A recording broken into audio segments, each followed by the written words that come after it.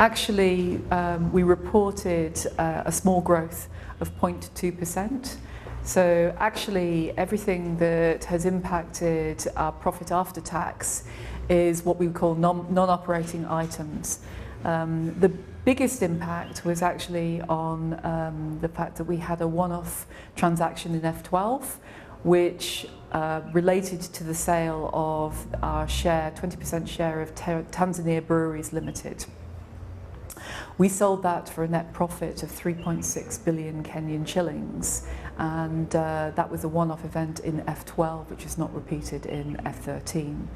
In addition to that, we saw some increase in our net finance costs as a result of increased borrowings and also increased interest payable over a 12-month period versus a 7-month period in the prior year. Let us look at the environment that EABL was operating in the past year.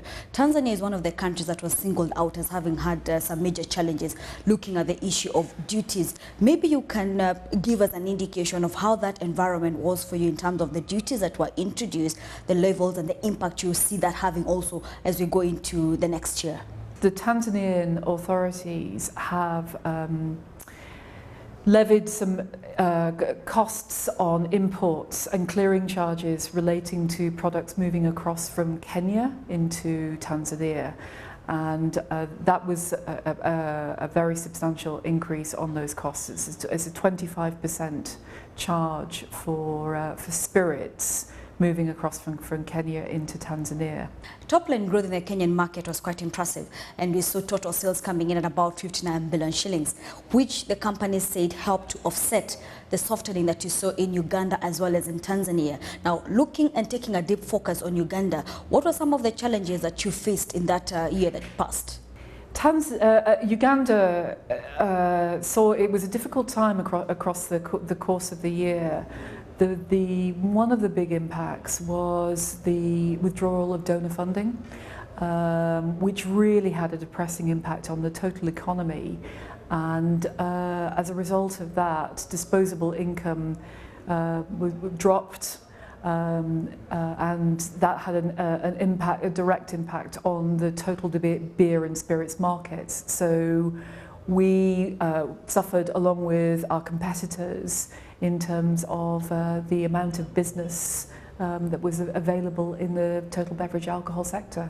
EABL also operates in South Sudan, and we've had a couple of interviews with the CEOs, especially for the banks, and they've highlighted that South Sudan was also a tough call for them this year. Now, for you, was it also a hurdle? Our businesses in southern Sudan is so very dependent, along with all other businesses, on the availability of US dollars. When oil is flowing, then their US dollars are more readily available, and business it grows.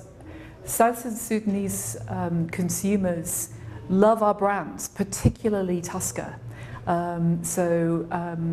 We find that it's not difficult to sell the product in southern Sudan when the currency actually is flowing. But when there is a scarcity, we need to recognise the fact that our products are not essential products.